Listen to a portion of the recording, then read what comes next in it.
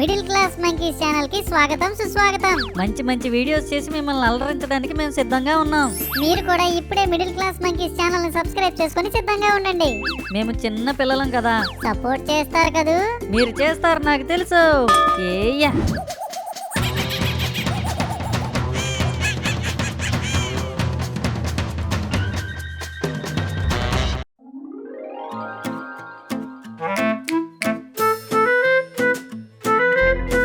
ఏంటి సార్ గారు ఇంకా బట్టలు వేసుకోలేదు? స్కూల్కి వెళ్ళరా?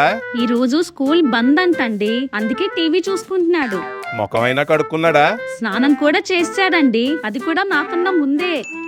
పొద్దు పొద్దున్నే బడికి వెళ్ళాలంటే బండలా కదలకుండా పడుకున్నాడు. బంధనంగానే బద్దకాన్ని పక్కన పెట్టి బాబు గారు బేగా రెడీ అయిపోయినట్టున్నారు. అదే కదండి. ఏడి వీడు? నాన్న మధు. ఎస్ నాన్నగారు చెప్పండి. ఒరే, ఆ టీవీ రిమోట్ పట్టుకున్న చేత్తోనే బ్యాగ్ లో ఉన్న బుక్స్ దులిపితే బాగుంది కదరా. అయ్యో నాన్నగారు, ఇదిగోండి చూడండి, అసలు బూజే లేదు.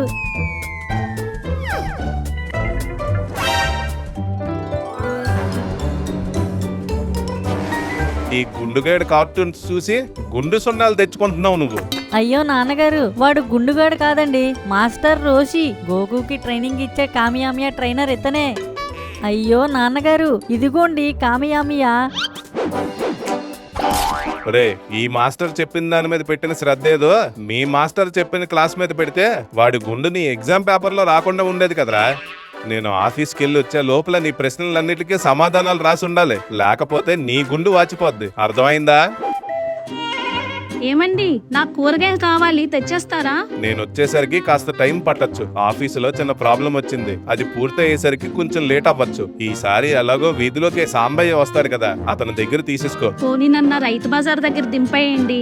సరే పద. ఒరే మధు, నువ్వు కూడా రారా. వాడెందుకు? చిన్నపిల్లోడు ఒక్కడిని ఇంట్లో ఎలా వదిలేస్తాం? వాడి ఇంట్లోనే ఉండి చదువుకుంటాడులే, మనం వెళ్ళొద్దాం పద. నాన్నగారు నేను కూడా వస్తానండి. రే, నీకు చెప్పిన పని చెయ్యు, వెళ్ళి చదువు. ఏమండి, నువ్వింకేం మాట్లాడుకు. మేం లేవు కదా అని తింగర పనులు చేసావు అనుకో, మొండి మొలతో మండే ఎండలో మోకాలు వేయిస్తాను. అర్థమైందా? టీవీ రిమోట్ ఏది? ఇదిగోండి నాన్నగారు. నువ్వు మళ్ళీ తిరిగి వచ్చేదాకా నీ దగ్గరే ఉండాలి టీవీ రిమోట్. అబ్బబ్బా, సర్లేండి పదండి. ఒరే మధు, తలుపులేసుకో. మేము వచ్చే వరకు ఎవరొచ్చినా తలుపులు తీయకు, సరేనా? సరే అమ్మా. వీడేం చేస్తాడో భయంగా ఉందండి. ఏం కాదులే, నువ్వు పద. అమ్మ బాబోయ్, శ్రీ ఆంజనేయం ప్రసన్నాంజనేయం, శ్రీ ఆంజనేయం ప్రసన్నాంజనేయం, శ్రీ ఆంజనేయం ప్రసన్నాంజనేయం, శ్రీ ఆంజనేయం ప్రసన్నాంజనేయం, శ్రీ ఆంజనేయం ప్రసన్నాంజనేయం, శ్రీ ఆంజనేయం ప్రసన్నాంజనేయం. జై హనుమాన్. ఎలక ఎలక ఇల్లు వెళ్ళెక్కడి నుంచి. అమ్మయ్య వెళ్ళిపోయింది.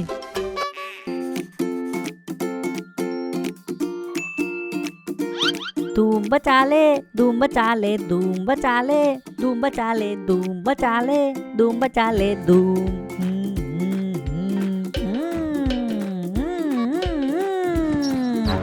వసే చుంచెలక, నేను చెమటూర్చి రాసిన దాన్ని చిచ్చు కాగితం చేసేసావు కదే. ఇది గాని మా నాన్నగారు చూసారంటే. మధు, నచ్చిన అంకీలేసి చదవకుండా చింపేసి ఎలక కొరికిందని కథలు చెప్తావా? నీకిలా కాదు, ఉండే నీ పని చెప్తా. వామ్మో, నా చొక్కాతో పాటు నన్ను కూడా చీల్చేస్తారు మా నాన్నగారు. ఇదంతా దీనివల్లే. ఎలక కాసుకోవే నా రాక, నీకు చూపిస్తా నా తడాక, తెంపేస్తా నీ తోక.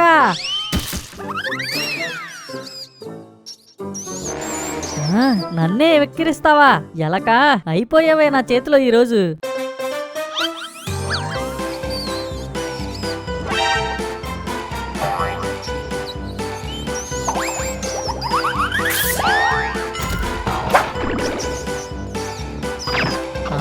అక్కడే ఆగు, నీ పని చెప్తా.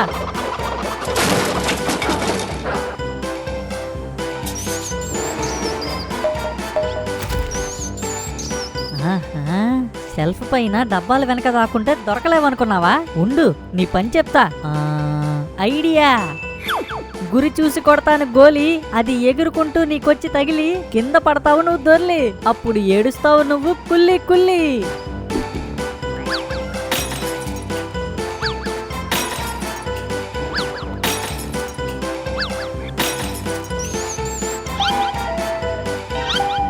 ఎక్కడున్నావే?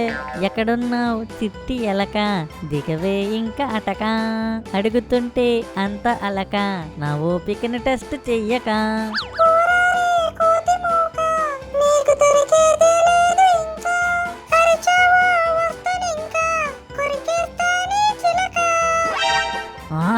నన్నే వెక్కిరిస్తూ పాడతావా?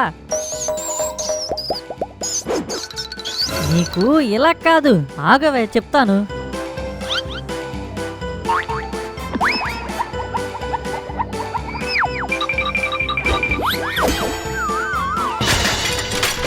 తీసుకువెళ్ళమని చెప్పి మొత్తం కూరగాయలు కొన్నంత వరకు ఉంచావు కదా, ఇప్పటికే లేట్ అయిపోయింది ఆఫీస్కి. నువ్వేమో కూరగాయల బేరం గంటలు చేస్తావు. మిమ్మల్ని ఎవరు రమ్మన్నారు? మీరు ఆఫీస్కి వెళ్ళిపోవాల్సింది కదా. ఇన్ని సామాన్లు కొనేస్తే ఒక్కదానివే ఎలా తెద్దాం అనుకున్నావు? నా పాటలేమో నేను పడుతునండి.